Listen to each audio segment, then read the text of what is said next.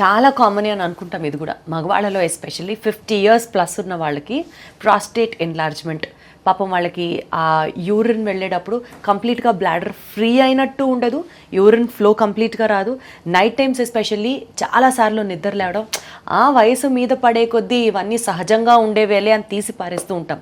కానీ ప్రాస్టేట్ ఎన్లార్జ్మెంట్కి అంటే రాత్రిపూట నిద్ర సరిగ్గా లేకపోయినా, ఆ యూరిన్ని కంప్లీట్గా మనం బయటికి ఎక్స్క్రీట్ చేయలేకపోయినా ఎంత డిస్కంఫర్ట్ ఉంటుందో, దాని నుంచి వచ్చేటటువంటి ఇతరత్ర ప్రాబ్లమ్స్, ప్రాస్టేట్ ఇన్ఫెక్షన్ కావచ్చు, ప్రాస్టేట్ ఎన్లార్జ్మెంట్ కావచ్చు, ఇలా ప్రాస్టేట్ క్యాన్సర్ కూడా కొన్ని సందర్భాలలో కావచ్చు అని తెలుసుకుంటున్న నేపథ్యంలో ఇది మనం ఈజీగా తీసుకోకూడదు అని అయితే నాకు అర్థమవుతుంది.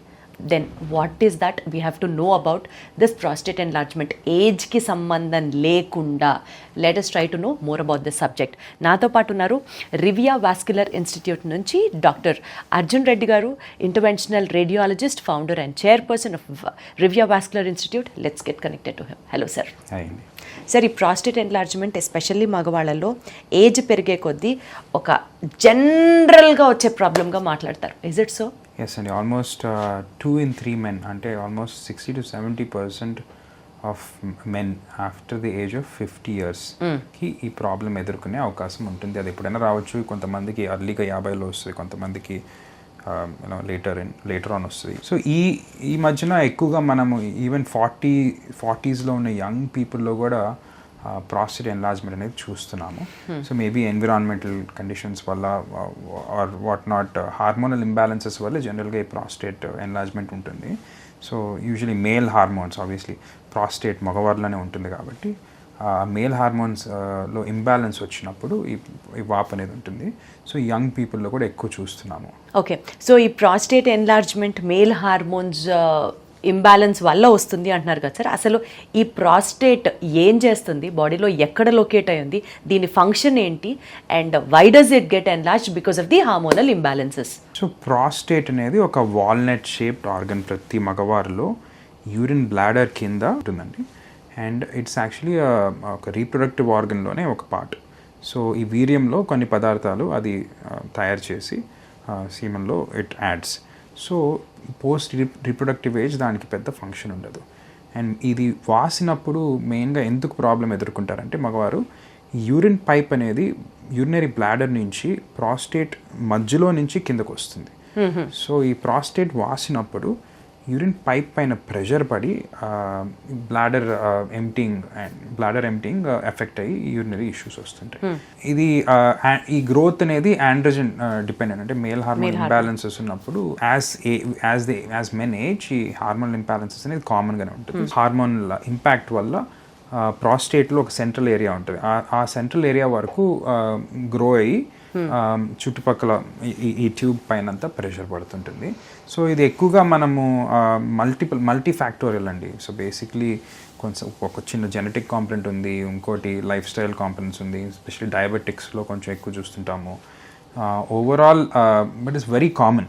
సో కామన్గానే ఆల్మోస్ట్ 70-60% ఆఫ్ ద మెన్కి అట్ సమ్ పాయింట్ ఈ ప్రాబ్లం వస్తుంది. బట్ ఇంకొక కీ కాంపనెంట్ ఏంటంటే ఈ ప్రాబ్లమ్స్ వచ్చిన, మనం చెప్పిన యూరినరీ ప్రాబ్లమ్స్ వచ్చిన ప్రతి ఒక్కరికి ప్రాస్టేట్ వాపు వల్లనే కాదు, కొంతమందికి యూరినరీ బ్లాడర్ ఇష్యూస్ ఉన్నా కూడా సిమిలర్ కంప్లైంట్స్ వస్తాయి. సో దాన్ని డయాగ్నోస్ చేసుకోవడానికి, అది ఏంటి అనేది తెలుసుకోవడానికి ఒక ప్రాపర్ కన్సల్టేషన్ తీసుకొని కొన్ని డయాగ్నోస్టిక్ టెస్ట్ తీసుకుంటే దేనివల్ల వస్తుంది అనేది మనం కూడా తెలుసుకోగలుగుతాం. సార్, ఈ ప్రాస్టేట్ ఎన్లార్జ్మెంట్కి సంబంధించి సర్జరీ ఒక్కటే మార్గం ఉంటుందా, ఆర్ ఏజ్ పెరిగే కొద్దీ ప్రాస్టేట్ ఎన్లార్జ్మెంట్ కూడా స్టేజ్ వైజ్ పెరుగుతూ ఉంటుంది? ఫస్ట్ స్టేజెస్లో డాక్టర్ దగ్గరికి వెళ్తే జస్ట్ ఒక ట్యాబ్లెట్ వేసుకొని కొన్ని సంవత్సరాలు సర్జరీ లేకుండా కూడా పేషెంట్స్ ఎక్స్టెండ్ చేసిన సందర్భాలు కూడా మనం చూసాము. కొంతమందికి ప్రాస్టేట్ని కంప్లీట్గా తీసేయాలి అని కూడా వింటూ ఉంటాం. సో ఇది కూడా అంటే ప్రాస్టేట్ యొక్క గ్రోత్ ఇయర్స్ గడిచే కొద్దీ పెరుగుతూ వెళ్తుందా? When do it get controlled with tablets and ఎప్పుడు సర్జరీ అవసరం అవుతుంది? సో చాలామందికి ఫస్ట్ లైన్ ఆఫ్ ట్రీట్మెంట్ అనేది మెడికల్ మేనేజ్మెంట్ అండి. సో ఒకసారి ఈ యూరిన్ ప్రాబ్లమ్స్ ఎదుర్కొన్నప్పుడు ఏదైనా ఒక జనరల్ ఫిజిషియన్స్ దగ్గర కానీ ఆర్ యూరాలజిస్ట్ దగ్గర కానీ ఒక పర్సన్ గోస్, వాళ్ళకి ఫస్ట్ ఒక అల్ట్రాసౌండ్ ఆర్డర్ చేస్తాము. అల్ట్రాసౌండ్తో పాటు యూరోఫ్లోమెట్రీ అని అంటాము. యూరిన్ ఫ్లో ఎట్లుంది, what is the speed, so ఆ యూరోఫ్లోమెట్రీ అండ్ అల్ట్రాసౌండ్ అండ్ బ్లాడర్లో యూరిన్ పోకముందర అండ్ తర్వాత ఎంత మిగులుతుందో ఇవన్నీ చూసుకుంటాము. ఇదే కాకుండా ప్రాస్టేట్ స్పెసిఫిక్ యాంటీజెన్ ఒక పిఎస్ఏ బ్లడ్ టెస్ట్ ఉంది, అది కూడా చెక్ చేయించుకోవాలి. ఇవన్నీ చేయించుకున్న తర్వాత ప్రాస్టేట్ వాపు ఒకవేళ ఉంటే ఎంత వాపు ఉంది అండ్ ఎంత యూరిన్ మిగులుతుంది అండ్ యూరిన్ స్పీడ్ ఎంత ఎఫెక్ట్ అయింది ఇవన్నీ చూసుకొని, ఇదే కాకుండా అసలు యూరినరీ క్వాలిటీ ఆఫ్ లైఫ్ అని ఒక స్కోర్ ఉంటుంది. సో ఈ పేషెంట్స్కి అసలు ఈ యూరిన్ ప్రాబ్లమ్స్ వల్ల ఎంత సఫర్ అవుతున్నారు అనేది చూసుకొని ట్రీట్మెంట్స్ రికమెండ్ చేస్తాము. సో ఫస్ట్ ఆబ్వియస్లీ కొన్ని medications, alpha blockers and medications ఎప్పుడో నుంచి దే వెల్ ఎస్టాబ్లిష్డ్, ఈ యూరిన్ ఫ్లోని ఇంప్రూవ్ చేస్తాయి. సో అండ్ సిమ్టమ్స్ చాలా వరకు కంట్రోల్ అవుతుంది. అదే కాకుండా డ్యూటాస్టెరాయిడ్ ఇంకో మెడికేషన్ ఉంది, అది హార్మోన్స్ పైన ఎఫెక్ట్ చేస్తుంది. సో ఈ డ్యూటాస్టెరాయిడ్ యాడ్ చేసినప్పుడు సైజు కొంచెం తగ్గడమో లేకపోతే అట్లీస్ట్ పెరగకుండా ఉండడము. అంటే పెరుగుతూ ఉంటుందా సార్ అది? ఇన్ జనరల్ చాలా మందికి ఇది ప్రోగ్రెసివ్ డిసీజ్ అండి. మెజారిటీ ఆఫ్ ద పేషెంట్స్కి సైజ్ అనేది పెరుగుతూ ఉంటుంది. డ్యూటాస్టెరాయిడ్ వాడినప్పుడు కొన్నిసార్లు సైజ్ గ్రోత్ అనేది ఉండకపోవచ్చు, బట్ డ్యూటాస్టెరాయిడ్ అనేది హార్మోనల్ డ్రగ్ కాబట్టి దానికి కొంచెం సైడ్ ఎఫెక్ట్స్ ఎక్కువ ఉంటాయి, especially mood related side effects and sexual dysfunction, ఇలాంటి సైడ్ ఎఫెక్ట్స్ అండ్ ఆల్సో ఒక slightly higher risk of aggressive prostate cancer in the long term అనేది దానికి డ్యూటాస్టెరాయిడ్ పైన ఉండే ఒక black box warning, FDA black box warning కూడా దానిపైన ఉంది యాక్చువల్గా. అంటే స్మాల్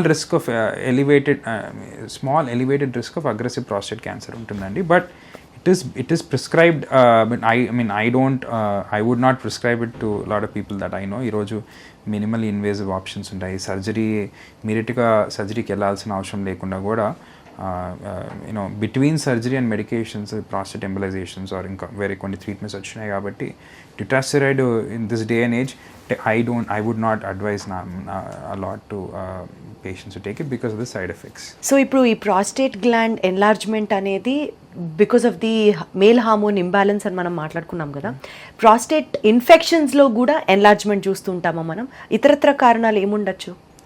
కొంతమందికి ప్రాస్టేటైటిస్ అని ఒక కండిషన్ ఉంటుంది. సో అది ఏదర్ బ్యాక్టీరియల్ ఉండొచ్చు ఆర్ నాన్ బ్యాక్టీరియల్ ప్రాస్టేటైటిస్, అంటే ప్రాస్టేటిక్ ఇన్ఫ్లమేషన్.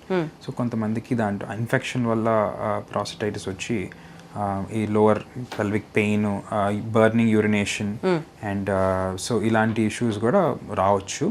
సో దాంట్లో అది స్పెసిఫిక్గా అది వాపు కాస్ట్ చేయకపోవచ్చు, కొంతమందికి మైల్డ్గా కాస్ట్ చేయొచ్చు కానీ, బట్ మోర్ సిమ్టమాటిక్గా ఇబ్బందులు ఉంటాయి. బట్ యూరిన్ పోయే సమస్యల్లో కూడా యూరిన్ సమస్యలు కూడా కొన్ని ఎదుర్కోగలుగుతారు, బట్ సైజ్ పైన అంత ఎఫెక్ట్ ఉండదు ప్రాస్టేటైటిస్లో. Okay, so prostate cancer, prostate gland ఎన్లార్జ్మెంట్కి ప్రాస్టేట్ క్యాన్సర్కి ఎంత రిలేషన్ ఉంది సార్? అంటే వాపు వచ్చిన ప్రతి ఒక్కళ్ళకి అమ్మో ఇది క్యాన్సర్గా మారే అవకాశం ఉందా అని అంటే ఏం చెప్తారు? సో ప్రాస్టేట్ క్యాన్సర్ అనేది specific, it's very different from prostatic enlargement. Prostatic ఎన్లార్జ్మెంట్ని మెడికల్ టర్మినాలజీలో బినైన్ ప్రాస్టేటిక్ హైపర్ప్లేషియా అని అంటాం. బినైన్ అంటేనే నాన్ క్యాన్సరస్, పీపీహెచ్ అని అంటాము. సో ఇది స్పెసిఫిక్గా ఒక ఏరియా ఆఫ్ ప్రాస్టేట్ వాస్తుంది అండ్ దీన్ని మనము పిఎస్ఏ అని ఒక టెస్ట్ చేస్తాము. పిఎస్ఏ జనరల్గా క్యాన్సర్ ఉంటే పిఎస్ఏ ఎక్కువ ఉండొచ్చు. ఒకవేళ పిఎస్ఏ ఎక్కువ ఉంటే రెక్టల్ అంటే రెక్టల్ ఎగ్జామినేషన్ చేసి ప్రాస్టేట్ ఏమైనా గట్టిగా ఉందా అని చూసుకోవచ్చు, అదొక పద్ధతి. ఇంకోటి ఎంఆర్ఐ స్కాన్ ఈరోజు చాలా అక్యురసీతో ప్రాస్టేట్ అంటే aggressive prostate cancers or relevant prostate క్యాన్సర్స్ని ఎంఆర్ఐ స్కాన్ చాలా వరకు ఈరోజు మనము పిక్ చేయగలుగుతున్నాము. సో ఒకవేళ ఎంఆర్ఐ చేయించుకొని దాంట్లో సస్పిషన్ ఏమన్నా ఉంటే బయాప్సీకి వెళ్తారు. సో ఇది ఒక లైన్ ఆఫ్ ట్రీట్మెంట్ అండి. బట్ బీపీహెచ్ పర్సే, బీపీహెచ్లో యూజువలీ పిఎస్ఏ అంటే ప్రాస్టేట్ స్పెసిఫిక్ అంటే ఎలివేషన్ ఎక్కువ ఉండదు. సో దాన్ని when you go to a doctor they are diagnosed and right line of ట్రీట్మెంట్ని రికమెండ్ చేస్తామండి. ప్రాస్టేట్ క్యాన్సర్ అనేది స్పెసిఫిక్గా one of the common cancers in men. But BPH అంటే మనం చెప్పే ప్రాస్టేటిక్ ఎన్లార్జ్మెంట్ని బీపీహెచ్ అని అంటాం. బీపీహెచ్ అంటే benign prostatic hyperplasia. So benign అంటేనే నాన్ క్యాన్సరస్. ఇది చాలా కామన్గా చూస్తాం. ప్రాస్టేట్ క్యాన్సర్ ఇంకొంచెం obviously less common compared to BPH. So వాపు ఉన్న ప్రతి ఒక్కరికి క్యాన్సర్ అనేది దట్స్ నాట్ కరెక్ట్. సో ఒకవేళ మీరు ఒక యూరాలజిస్ట్ దగ్గరికి వెళ్ళగలిగితే వాళ్ళు కొన్ని టెస్టులు చేసి ఒకటి one thing is prostate specific antigen అని ఒక పిఎస్సి అనే బ్లడ్ టెస్ట్ ఉంది. అది కాకుండా ప్రాస్టేట్ని ఫీల్ చేసేది ఏమైనా గట్టిగా ఉందా అనేది ఒక చూస్తాము. అండ్ థర్డ్ ఒక ఎంఆర్ఐ స్కాన్ కానీ చేయగలిగితే ఈ ప్రాస్టేట్ క్యాన్సర్ని ఐడెంటిఫై చేయగలుగుతాం. సో పిఎస్ఏ మరీ ఎలివేటెడ్ లేకపోతే ఇన్ జనరల్ ప్రాస్టేట్ క్యాన్సర్స్ మనం సస్పిషన్ తక్కువ ఉంటుంది. But otherwise also prostate cancer అని ఒకవేళ డయాగ్నోజ్ అయినా కూడా ఫాస్ట్గా స్ప్రెడ్ అవ్వదు. అది యూజువలీ ప్రాస్టేట్ క్యాన్సర్ అనేది ట్రీటబుల్లే అని ఒక అష్యూరెన్స్ అయితే అంటూ ఉంటారు అందరూ. ఇజ్ ఇట్ సో అండి? ఏదైనా క్యాన్సరే అని భయపడాలా, ప్రాస్టేట్ క్యాన్సర్ వెళ్ళే పర్వాలేదు అని అనుకోవాలా? That's what I meant. అంటే సో అది గ్రేడింగ్ ఉంటుందండి. 5 grades ఉన్నాయి. ఒక బయాప్సీ చేసినప్పుడు ఆ గ్రేడింగ్ ఐడెంటిఫై చేసి ప్లస్ కొన్ని పెట్ స్కాన్ ఇవన్నీ చేసి అది ఒకవేళ స్ప్రెడ్ అయిందా లేదా స్టేజింగ్ చూసుకొని దాన్ని బట్టి చెప్పగలుగుతాము. బట్ జనరలీ బయాప్సీ అనేది చాలా critical to know the aggressiveness of the prostate cancer. So urologists would ideally once a biopsy is done వాళ్ళు pathology recommendations బట్టి దాని అగ్రెసివ్నెస్ డిసైడ్ చేసి దాని తర్వాత ట్రీట్మెంట్ రికమెండేషన్ అది చేయగలుగుతారు. Got it sir. So coming back to the treatment modes అండి, ఇందాక మీరు చెప్పినట్లు ఆల్ఫా బ్లాకర్స్ అన్నారు, డ్యూటాస్టరైడ్. సో ఈ 2 drugs కాకుండా మనకి ప్రాస్టేట్ ఎన్లార్జ్ అయితే other modes of treatment what we follow at Rivia vascular institute ఏమేమి ఉన్నాయి? రివియాలో మేము ఎక్కువగా అపార్ట్ ఫ్రమ్ ప్రాస్టెటిక్ సర్జరీ కూడా ఈ ప్రాస్టెటిక్ ఆర్టరీ ఎంబలైజేషన్ అనే ఒక ట్రీట్మెంట్ని ఎక్కువ చేస్తుంటాము. So we are one of the highest volume practitioners in the country for ఈ పిఏఈ అనే ప్రొసీజర్కి. సో పిఏఈ అనేది ఒక లేటెస్ట్ మినిమలీ ఇన్వేజివ్ టెక్నిక్. ఏదైతే ఈ ప్రాస్టేట్ ఎన్లార్జ్మెంట్ ఉన్న వారికి మనము రక్తనాళాల ద్వారా ఒక పిన్ హోల్ చేసి జస్ట్ ఎక్స్రే ఫ్లూరోస్కోపీ వాడి ప్రాస్టెటిక్ బ్లడ్ సప్లై తగ్గించి గ్లాండ్ సైజ్ని తగ్గిస్తాము. సో దీంతో యూరిన్ పైప్ పైన ప్రెషర్ పడకుండా అండ్ యూరినరీ సిమ్టమ్స్ ఇంప్రూవ్మెంట్ అనేది కనిపిస్తుంటుంది. సో ఈ మెయిన్ అడ్వాంటేజ్ ఏంటంటే ఒకటి అనస్థీషియా వాడము, సెకండ్ యూరిన్ పైప్ ద్వారా పోయి ఏమి చేయాల్సిన అవసరం లేకుండా ఉండడము. So obviously urology surgeries TURP ఇవన్నీ ఆల్టర్నేటివ్స్ అన్ని లేజర్ కానీ యూరిన్ పైప్ నుంచే పోయి చేస్తారు. సో మనం యూరిన్ పైప్ తాకేయాల్సిన అవసరం ఉండదు. సో జనరల్గా సర్జరీస్తో ఒక 3 to 5% సీరియస్ కాంప్లికేషన్ రిస్క్ ఉంటుంది. ఒకవేళ యూరిన్ పైప్ డ్యామేజ్ అయినా ఈ స్ట్రక్చర్ అనేది ఫామ్ అయ్యి ఇలాంటి ఇష్యూస్ వస్తాయి. కాబట్టి చాలామంది మెన్ ఈరోజు ఈ మినిమలీ ఇన్వేజివ్ ఆప్షన్ ఐడియల్గా చెప్పాలంటే మెడికేషన్స్కి సర్జరీకి మధ్యలో ఉండే ఒక ట్రీట్మెంట్ ఆప్షన్. సో సర్జరీతో ఎక్కువ యూరిన్ స్పీడ్ రావచ్చు, అవన్నీ ఉండొచ్చు, బట్ కాంప్లికేషన్ రేట్స్ కూడా ఎక్కువ ఉంటుంది. ఏదో విన్నాం సార్, ఈ సర్జరీ చేస్తే ఖచ్చితంగా 100కి 99 మందికి పాపం ఇన్వాలంటరీగా యూరిన్ వచ్చేస్తూ ఉంటుంది. ఒక 2 years 3 years వరకు అదొక కంపల్సరీ సైడ్ ఎఫెక్ట్ అని విన్నాం. ఇస్ ఇట్ సో అండి? And the risk of the surgery despite of it being robotic surgery as well. So robotics వాడరండి దీంట్లో. TURP రోబోటిక్స్ ఎక్కువగా ప్రాస్టేట్ క్యాన్సర్లో వాడతారు. బట్ యూరిన్ పైప్ నుంచి పోయి చేసే లేజర్ ట్రీట్మెంట్స్ వాటిల్లో ఇన్కాంటినెన్స్, మీరు చెప్పినట్టు ఇన్కాంటినెన్స్ అనేది ఆ 1 to 2% రిస్క్ ఉంటుంది. అదే కాకుండా urine pipe structures or pipe damage అవ్వడానికి ఎనీవేర్ లేజర్లో కూడా రిస్క్ ఉంటుందా? యూరినరీ ఇన్కాంటినెన్స్ ఉంటుందండి. 3 to 5% యూరిన్ పైప్ స్ట్రక్చర్ ఉండొచ్చు. ఆర్ ఆల్మోస్ట్ కొంతమందికి సెక్షువల్ డిస్ఫంక్షన్ ఇలాంటి ఇష్యూస్ కూడా ఎదుర్కోవచ్చు. సో దానివల్లనే ఈరోజు మినిమల్ ఇన్వేజివ్ ఆల్టర్నేటివ్స్ PAE ఒకటి, అలాంగ్ విత్ PAE ఇంకా కొన్ని ఆప్షన్స్ యూరాలజిస్ట్ కూడా చేస్తున్నారు. PAE while is interventional radiology procedure. దీనికి ఆల్టర్నేటివ్స్గా కొన్ని స్టీమ్ లాంటి ఆప్షన్స్ కూడా యూరాలజిస్ట్ చేస్తున్నారు. సో ఏది ఐడియల్ అనేది ఆబ్వియస్లీ ఒక పేషెంట్ డిసైడ్ చేసుకొని దే కెన్ గెట్ డన్. కానీ PAE main advantage we don't touch the urine pipe. So urinary incontinence అనేది అసలు రాదు. అండ్ ఆబ్వియస్లీ ప్రాస్టేట్ సైజ్ కూడా ష్రింక్ అవుతుంది. And definitely TURP gold standard. Surgery అనేది యూరిన్ పైప్ నుంచి పోయి చేసిన TURP or laser is gold standard, but it's more invasive అనమాట. సో ఎవరికైతే అంటే కొంచెం లెస్ ఇన్వేజివ్గా సింపుల్గా అయిపోవాలనుకునేటప్పుడు they can choose minimal invasive options చూస్ చేసుకో. సో ఆబ్వియస్లీ ఇనీషియల్ డేస్లో వాళ్ళు ఎప్పుడైతే ప్రాబ్లమ్స్ని ఐడెంటిఫై చేసుకుంటుంటారో వెంటనే డాక్టర్ దగ్గరికి వచ్చేస్తే చిన్న దాంతో పోతుంది చక్కగా, మీరు చెప్పినట్లుగా. అంతే కదా సార్? అండ్ ఇంకోటి వన్ ఇంపార్టెంట్ పాయింట్ ఏంటంటే మేము PAE చేయాలంటే గ్లాండ్ కొంచెం అట్లీస్ట్ కొంచెం పెద్దది ఉండాలి. మళ్ళీ సైజ్ మరీ చిన్నది ఉంటే సర్జరీ ఇస్ బెటర్ అండి. 40 to 50 grams అనేది మేము రికమెండ్ చేస్తాం. మినిమం ఒక 40 to 50 grams ఉంటేనే పిఐఈ అనేది సక్సెస్ఫుల్గా చేయగలుగుతాము. ఇది చాలా వరకు కొంతమంది పేషెంట్స్ మా దగ్గరకు వస్తుంటారు, స్మాల్ ప్రాస్టేట్స్. అలాంటి పేషెంట్స్కి ఇది ఐడియల్ కాదు. సో వాళ్ళకి ఆబ్వియస్లీ అప్పుడు సర్జరీ దాకా వెళ్ళాలో వేరే రకాల ట్రీట్మెంట్స్ ఉంటాయో చూడాలి. సో బేసికలీ మగవాళ్ళలో వచ్చే ఈ ప్రాబ్లంకి పాపం పొద్దు నుంచి కష్టపడి డే అంతా వర్క్ చేసి వచ్చి రాత్రి నిద్ర కూడా సరిగ్గా లేకుండా ఈ యూరిన్ ప్రాబ్లంతో పాపం ఇబ్బంది పడుతుండే వాళ్ళందరికీ, అంటే ప్రాస్టేట్ ప్రాబ్లంతో ఇబ్బంది పడే వాళ్ళకి ప్రాబబుల్లీ మీ దగ్గరికి వస్తే ఆ ప్రాబ్లమ్కి ఇంకా వన్ టైం ఫుల్ స్టాప్ లాగా అయిపోతుందా సార్? లేదా ఈ లేజరు ఇలాంటివన్నీ చేయించుకుని ఉంటే ఎవ్రీ 1 monthకి ఒకసారి 6 monthsకి ఒకసారి do they have to రికర్ this treatment again and again?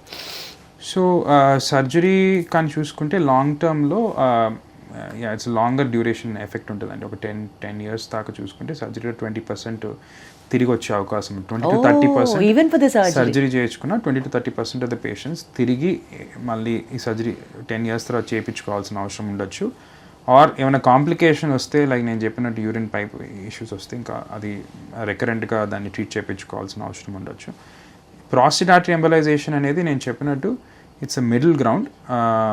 ఒక 7 to 10 years పనిచేయచ్చు, బట్ ఒక 10 yearsకి ఆల్మోస్ట్ ఒక 30 to 40 or 50% తిరిగి వచ్చే అవకాశం ఉంటుంది. బట్ స్టిల్ ఇంకోసారి కూడా ఈ ఎంబలైజేషన్ అనేది ఇంకోసారి కూడా చేయించుకునే అవకాశం ఉంటుంది. అది ఇంకా సేఫ్ కదా, మళ్ళీ సర్జరీ దాకా వెళ్లకుండా ఇలాంటి టెక్నిక్స్ చెప్తుంటే కొంచెం ప్రాణం లేచొస్తూ ఉంటుంది అనమాట. Wonderful talking to you sir. చాలా విషయాల గురించి చాలా సింప్లిఫైడ్గా అర్థమయ్యేటట్టు ఈజీగా ఎక్స్ప్లెయిన్ చేశారు. Thank you so much. Thank you.